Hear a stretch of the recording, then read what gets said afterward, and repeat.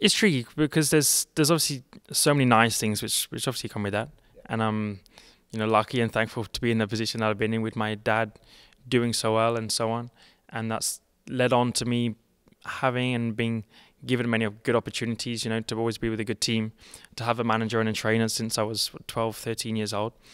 But I think the one thing is that my mum and dad have done very well, I would say, is keep me grounded and kind of realize or live the life, let's say, as normally as possible, not get carried away in any way. I'm definitely, I can say I'm privileged, but not in the way that I get whatever I want and I get nice cars from my dad and all of this stuff. There's many things which my dad has given to me and I say invested in me, but it's the investment, not a given. And then I need to pay back that investment and reward him and use what he's given me to show it's all been useful and not a waste of time. So I think just my parents have been very good at keeping me in that state. And did it apply a bit of a pressure to you because you weren't able to say, well, I didn't have a great car, I didn't have a manager, I didn't get everything. You had everything that you needed. Therefore, there was only one determining factor, right? Me. Which is you. Maybe that's the perfect upbringing for Formula One, but I wonder how that sat with you when you're 12, 13 years old. I have lived with the comments you get from other people. I guess already at a young age, maybe just don't see it and realize it as much, how much people talk, and social media then takes over that side of it. But were you judged even then, do you think, going to the races? Of course, yeah, because we used to have a motorhome and we used to already be with the good teams and stuff like that. So since you pretty much start already, you have the judgment of this guy's got all the best stuff and they don't and stuff like that. But there are many people that also have other things which are just as good and so on. And there are many circumstances when it doesn't come down to, do you have a better engine? Do you have a better chassis? Do you have better people you work with? A lot of it does come down to you in the end. So, yeah. So one of our previous guests came from a similar background, the boxing promoter Eddie Hearn, and he spoke about how the shadow that his father had cast as a successful businessman had sort of fueled him to want to try and be better than him. Yeah. Did you ever feel that your dad's success has cast a shadow that drives you today? I mean, I wouldn't say I want to be better than my dad because we live a very different profession and live a different life.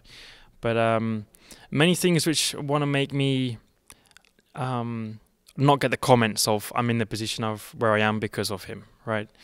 And I think between my dad and I never wanted him to pay for me to come into Formula One. That was one goal, He could support me until Formula One, or let's say till Formula 2 to get to that point, give me those opportunities and so on. But I personally, as a feeling, I wouldn't want to come into Formula One having to pay for it and be, although it's kind of just a bit of a mentality thing, not have the mentality of I'm not here because I don't deserve it. I'm here because I've paid for it, and I never really wanted that at all. And I feel much prouder to say that I'm here because McLaren brought me on, and I was a McLaren junior driver. They brought me on, I got better, and then I was the official driver. So, it makes me much happier saying that than the opposite one. I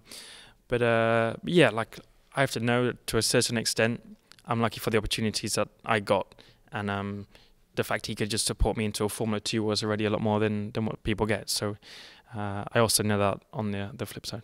I think sometimes we're guilty, right, in this world of taking the values of someone who's had a struggle as being more valuable than someone who has had a privileged upbringing. Right? And I think we have to be so careful with that because you could have had all the great facilities and the managers and all the guidance and all the help in the world, right?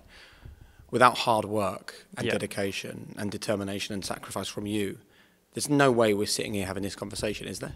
Definitely not. Definitely not. Because when I started, I wasn't...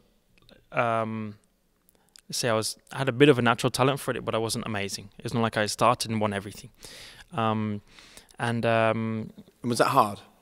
No, because I think for the first 3, 4, 5 years of my life of doing karting, I'm doing it because I'm young and it's just a hobby. You know, it's because that's what I love at that point of my life. I don't think, for me anyway, like I'm at a point where I think this is what I want to do with my career when I'm 8 years old. It was just a lot more, I love doing this, I just want to do this for now. More when I was like 13 was my goal was Formula One. How can I start to put a plan in place? No, I wouldn't say it was hard. I think I learned a lot, and of course, and I had good people around me to tell me how to do better, and I had to put in the effort to become a better driver. It wasn't like it just came completely naturally to me. Definitely certain elements were natural, and I think if you want to be one of the best, you got to have some knack for it where you can just jump in and be pretty good. But then, especially to be in Formula One, it's that next level, you know, what brings you those final hundreds and that final 10th and stuff. And there are hundreds of thousands of people who can drive a car well, you know, and you probably could jump in a car and do a pretty good job straight away. But then it's those final few little things. And that isn't all down to who has the most money and those kind of things. A lot of that is down to working with the people around you. A bit of it is just experience, you know, the more kind of testing you get to do and so on, the better. But I still drove alongside teammates and had people I was practicing with every week and stuff like that who aren't in the position I am now. So there's no excuse why like that's just suddenly helped me a lot more than them. Yeah, that final bit is down to the determination of the driver, how much effort he's willing to put in, the sacrifices he wants to make from such a young age. What were they? I guess like the social life of school is probably the initial one. And you probably don't really realize that until you're a bit more mature and you kind of hit 20, or I would say more like 18, I would say, when you think like, don't really have any friends from school and from growing up. Like all of my friends are now from racing, from karting and so on. And very few, you know, every now and then I maybe get a message from some of my mates from school, but it's not like we're best mates anymore. It's just like we knew each other and that was all. So, yeah, I kind of like missed that side of it. I didn't know, like, I guess I missed what I don't know about life from living up, you know, and going to uni and going out every night, all those kind of things. That's the life I didn't live, but I could never change that for what I got now. So what were the kind of values then that your parents were instilling in you at that young age that you think you still hold true to today? Just like etiquette and being polite, I guess, like your interactions with other people, you know, never thinking that I'm better or more deserved than anyone else that I work with. And I think that shows in like a lot of what I do now in Formula One, I think, personally. Like I don't just turn up for Formula One and just like I get paid and go home, you know. I love everything that goes into it. Working here in MTC with the mechanics, some nights, you know, staying late, I do the tours, I go and see everyone. I did some of my work experience here and just kind of getting to know everyone.